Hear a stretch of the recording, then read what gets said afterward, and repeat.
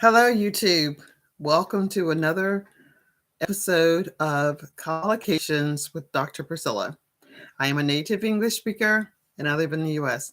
Thank you for those of you who have sent messages to me, but it's better for me to read your messages. If you can, post your messages for me here in YouTube.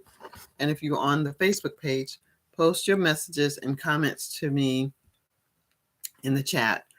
When I get the messages in my messenger, which is still good, I'm happy that you are communicating with me.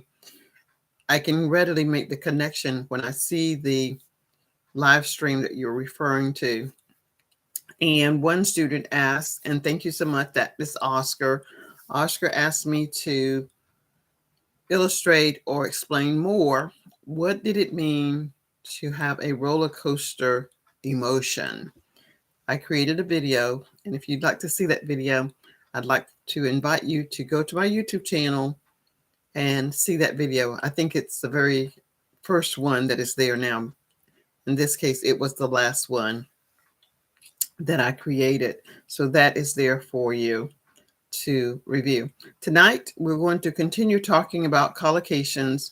And from the month of September, we are discussing collocations.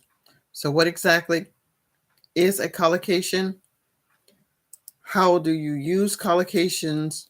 When would you use a collocation and things like that? So tonight's collocation is going to be about residential living. I don't know that I put that title there in the Facebook, but on YouTube, I think you will see that it is about residential living. And it says that I am live on YouTube. Thank you, YouTube, for that updated notice for me.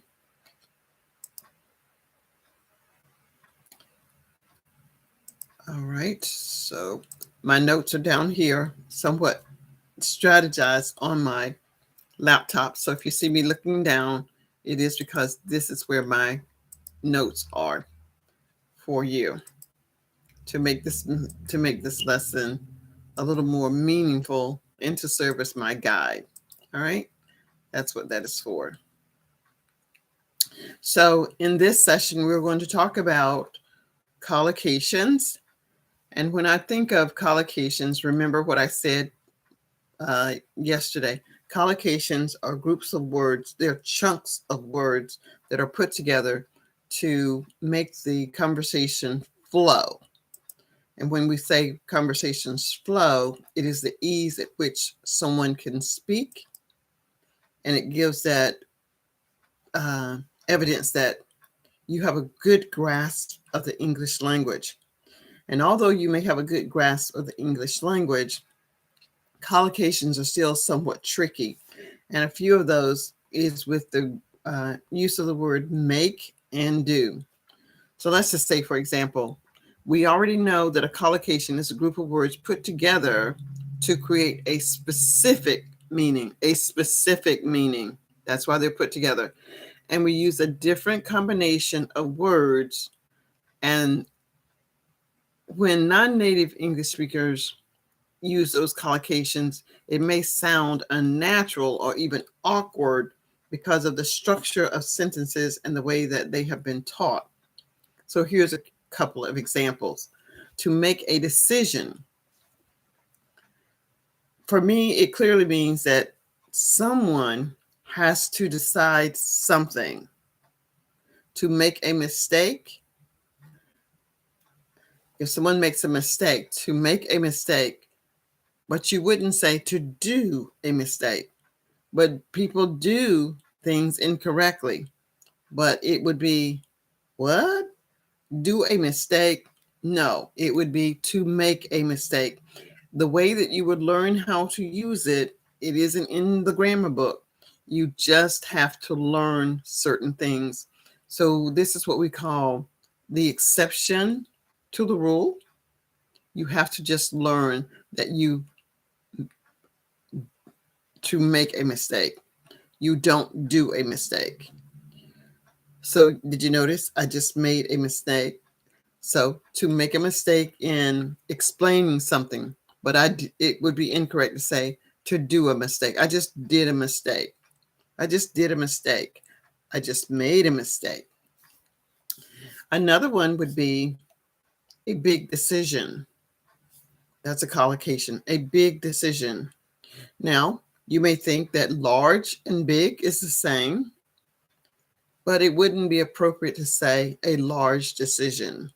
It would be a big decision. And the last example that I'll give you, and then we'll talk about residential collocations, would be, let's just say that something that wasn't supposed to take place, like a crime, has been committed. To commit a crime. The word commit also means to perform. Commit to a situation, perform a situation. But you wouldn't say perform a crime. You would say commit a crime. Never perform a crime, but to commit a crime. Again, these are things that you have to be aware of. And when you start to hear them again and again and again, and use them yourself again and again and again, it becomes easier for you to remember and know exactly how to actually put these collocations together. Now let's take a look at our collocations for residential living.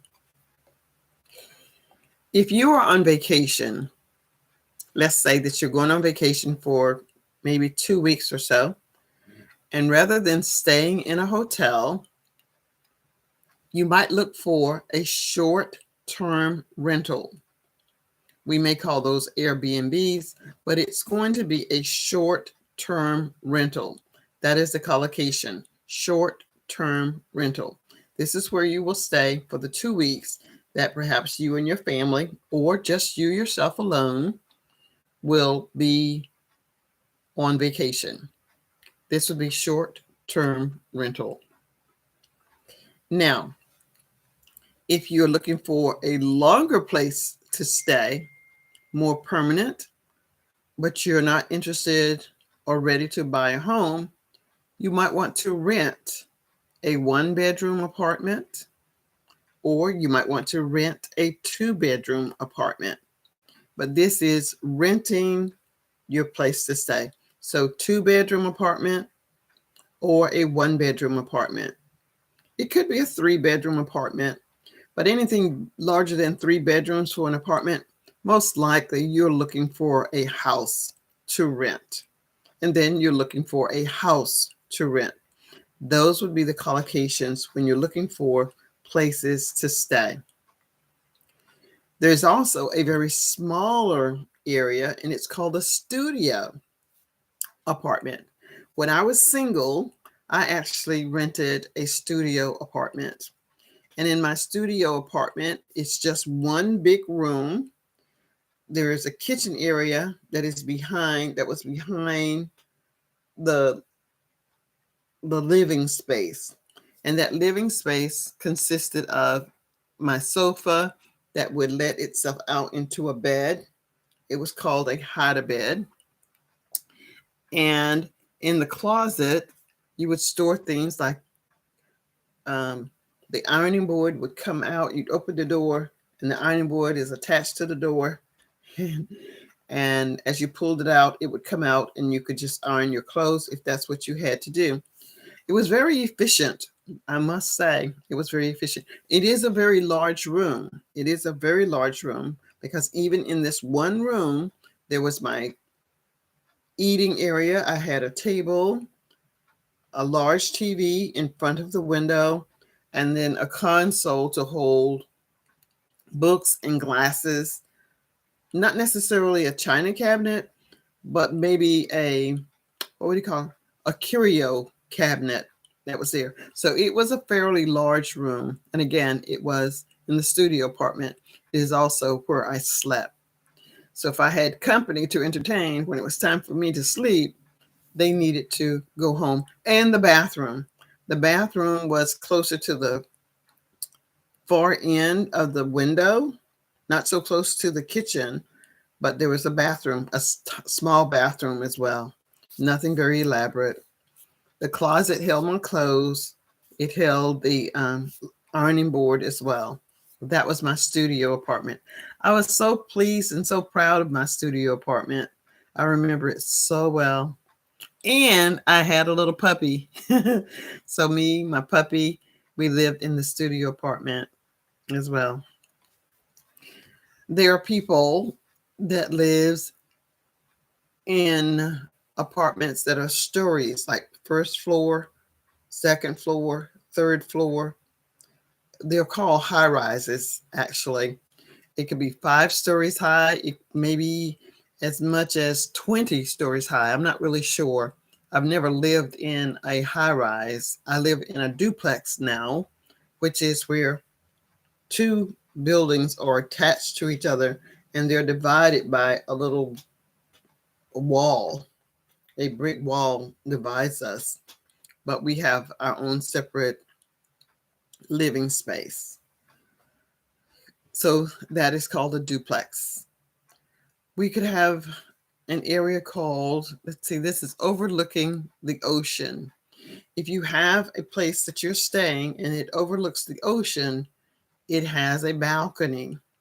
A balcony is a place that you can actually go out and sit on and entertain your guests, or even just entertain yourself, or have your family go out and sit and look out over at the water.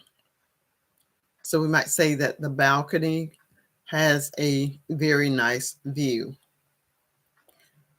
Now let's talk about what we would use and say if we were redoing an area. We might remodel our living space, or we may renovate our living space. That means that maybe you are expanding the walls. If it's a 2-bedroom apartment, it might be that you're taking out one wall and making it one large space, similar to my studio. Or you could renovate your bathroom, which means if you had silver devices, your water faucets were silver and you preferred gold, you may renovate and take all of those out. You may install a shower instead of having a tub for your bath. And then there's what we call fully furnished. We just do everything, take everything out, paint, raise the ceilings, put in some beams. It's fully furnished and you have furniture to come in.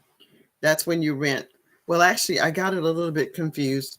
What I just described first, when I say move the walls, insert beams, that's remodeling. When something is fully furnished, this means you don't have to do anything. You don't have to buy a sofa. You don't have to buy a table, the dishes, linen, everything that you might need, it's already there. Similar to what you would find at a hotel. Okay, so that's what that is all about. So if you have questions for me, let me know.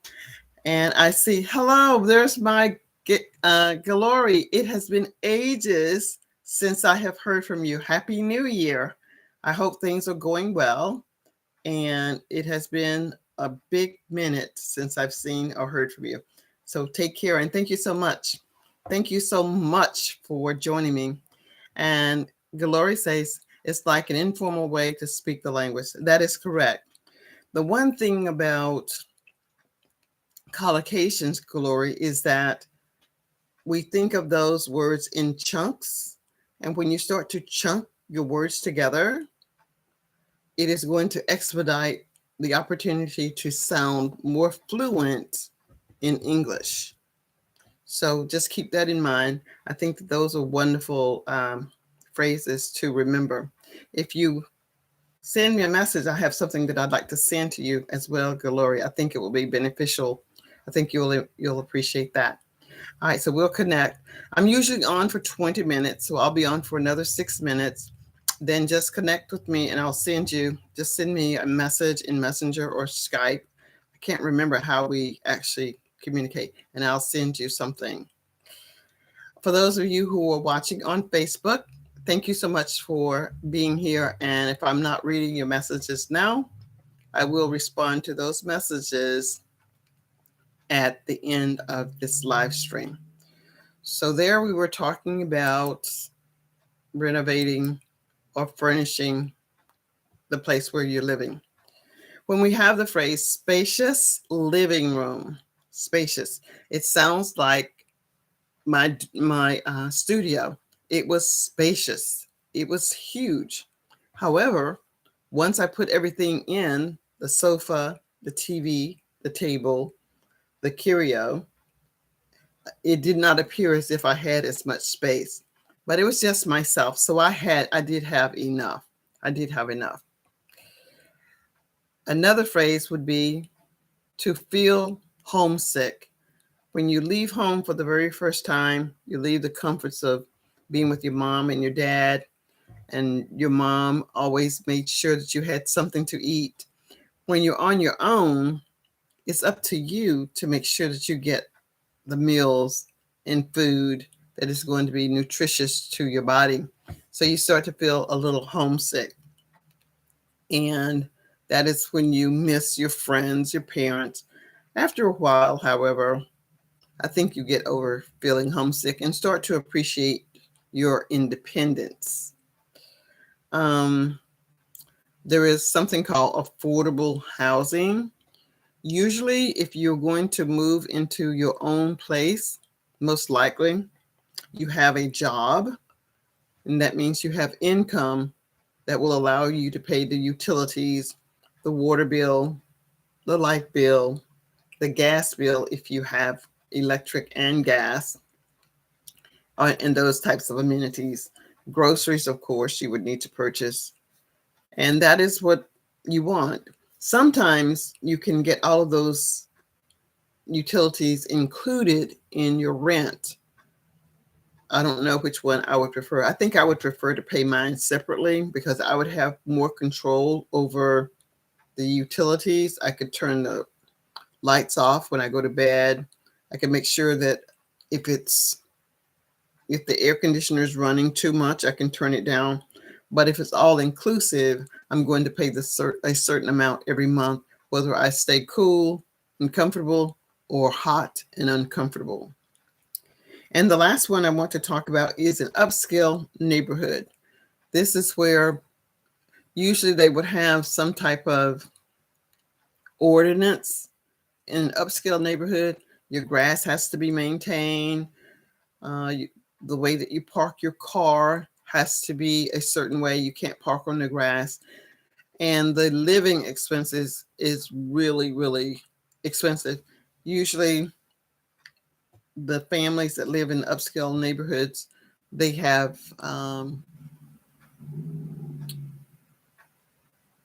those jobs that pay a little bit more. They're not your average income homeowners in the upscale neighborhoods. All right. Well, that takes us to the end of what I wanted to talk about tonight as collocations for living arrangements. Again, if you have questions about what I've done, or if you have questions about how to create a video, or questions about anything that you're not really sure about in English, be sure to leave that message for me and I would be happy to share what I know. All right, Facebook, thank you so much for being my loyal consumers and following me. I really value and appreciate your time. So thank you so much for joining me. I will be here again tomorrow night at 8 p.m. Eastern Standard Time. So if you're not sure what time that is, think about New York City. It will be 8 p.m. New York time that I will join here again. YouTube, thank you so much for being here. And my followers that are following me, thank you so much for being here as well. Jalori, thank you so much. And until my next live stream on tomorrow, I want to say goodnight to Facebook. We'll talk again tomorrow at 1 p.m. For those of you who don't know, every day for the month of February, I go live on Facebook where you can actually interact and talk with me. That's at 1 p.m. on Facebook Live. Bye, Facebook.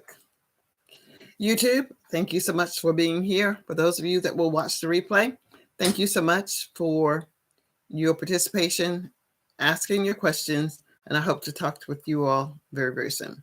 Good night and enjoy. Bye for now.